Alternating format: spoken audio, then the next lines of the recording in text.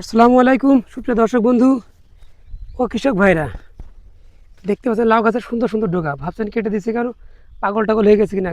আসলে এটা ভুল ধারণা। এই গাছের ডোগাটা এইভাবে কেটে দিতে হবে, অর্থাৎ সাইড ব্রাঞ্চ আমরাকে বলি, যাকে শাখা শাখা পোশাখা। দেখেন এই গাছ থেকে এখনও দুইটা আছে কাটার পরে, এই একটা কাটলাম, এই একটা কাটলাম। এগুলো কাটতে হবে এরকম নতুন ধারালো ব্লেড দিয়ে। এখন দেখেন এই গাছটাতে কোনো শাখা নাই। এখন এই গাছ থেকে যতগুলো শাখা আসবে সব উপরে আসবে।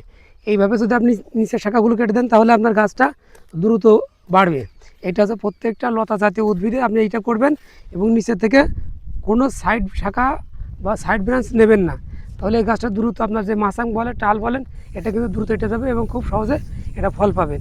আর এর পরবর্তী যেটা থাকে যে আপনি প্রত্যেকটা গাছের ডোকা থেকে এই পরিমাণ এইভাবে এভাবে কেটে দিবেন।